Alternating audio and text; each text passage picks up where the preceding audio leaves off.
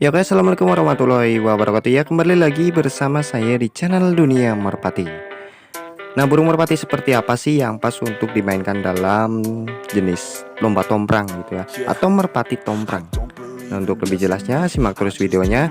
Dan untuk kalian yang baru gabung, silahkan langsung saja ditekan dulu tombol subscribe-nya dan aktifkan tombol loncengnya supaya kalian gak ketinggalan jika di channel Dunia Merpati ini upload video terbaru seputar burung merpati.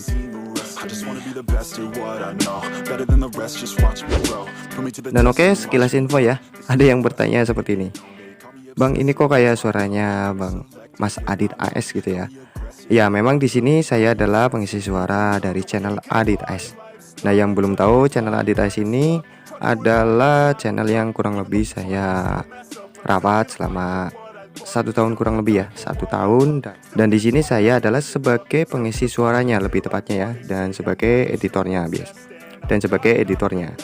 Jadi yang bertanya seperti itu saya sekalian jawab di sini ya, daripada ditanyain terus. Ya benar, di sini saya adalah sebagai pengisi suara atau dubbing dari channel Adit AS. Oke.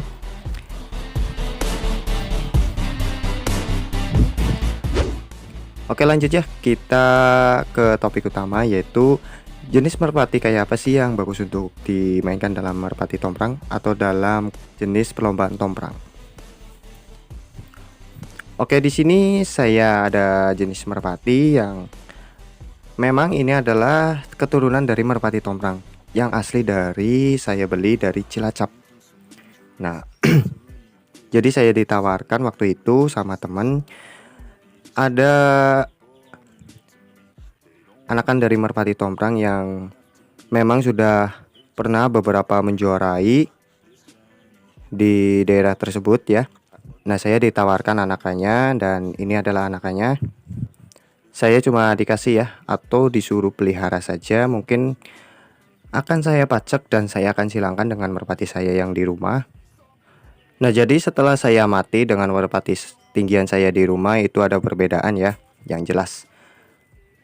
Nah, untuk lebih jelasnya biar kalian paham dalam memahami pembicaraan saya, mari kita mulai dari segi matanya dulu.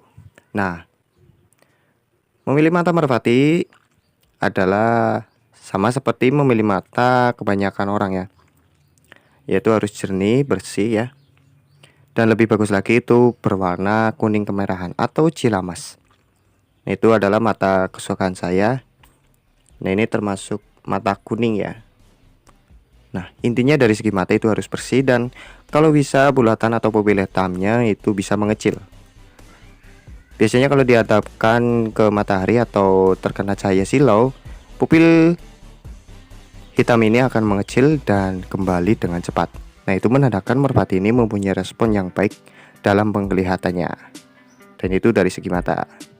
Dan untuk dari segi paruh, paruhnya itu harus runcing dan tipis ya. Semakin tipis itu semakin bagus. Dan untuk dari segi kepalanya, sama seperti memilih merpati kebanyakan ya. Banyak channel YouTube yang memberikan tutorial seputar memilih burung merpati yang berkualitas. Nah, contohnya seperti ini, yaitu bentuk kepalanya seperti buah pinang atau jambe. Dan biasanya bentuk kepala merpati yang seperti buah pinang ini memiliki insting pulang yang bagus. Nah, contohnya seperti ini. Ini lumayan jambe gitu ya, atau seperti buah pinang. Dan itu dari segi bentuk kepala. Terus mari kita lanjut dari segi bodinya. Nah, bodi merpati tomprang itu kenyal namun berotot banget. Bulat di bagian depan dan ototnya itu kenyal.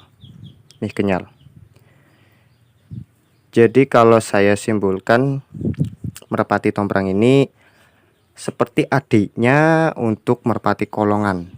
Nah, untuk merpati kolongan kan biasanya bodinya besar-besar ya. Namun untuk merpati tomprang ini bodinya besar, namun kalau kalian bisa ngeraba ya antara merpati untuk kolong dan merpati tomprang, pasti ada perbedaannya. Kalian bisa merasakan sendiri. Namun di sini saya akan menjelaskan ya atau menggambarkan seperti apa sih ciri-cirinya. Nah, sebenarnya tak beda jauh dengan merpati kolong. Bodinya kenyal banget, empuk. Dan untuk dari segi larnya juga lebar-lebar dan sedikit agak renggang ya, atau mempunyai celah antara bulu-bulunya, tidak terlalu rapat.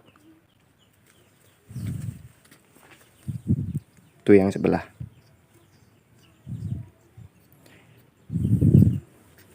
Dan memiliki tulangan bulu yang keras juga. Nih. Ini menandakan kalau merpati mempunyai tulangan bulu yang keras, biasanya cc-nya juga lumayan kencang.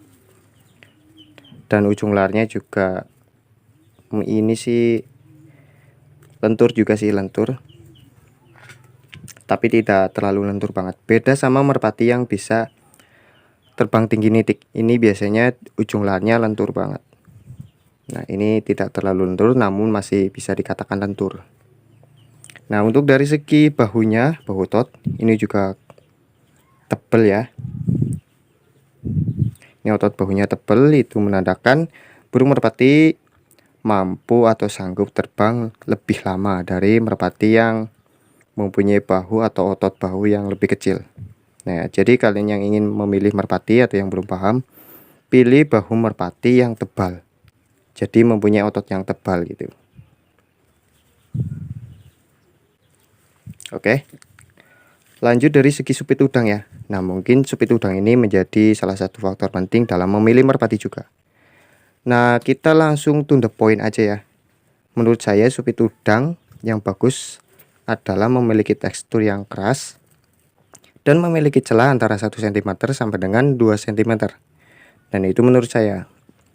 Karena supit udang ini bisa mempengaruhi kecepatan saat turun dan bisa mempengaruhi nanti akan ngebuang atau tidak. Dan untuk jawabannya, merpati suka ngebuang biasanya memiliki supit udang yang terlalu rapat.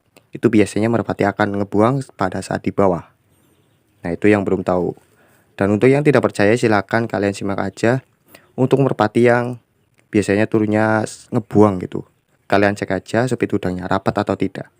Dan selain faktor supit udang, biasanya merpati yang suka ngebuang itu dulunya latihannya itu salah. Nah, itu juga menjadi faktor utama kenapa merpati itu bisa ngebuang. Namun yang saya ketahui di sini adalah dari supit udangnya mungkin terlalu rapat.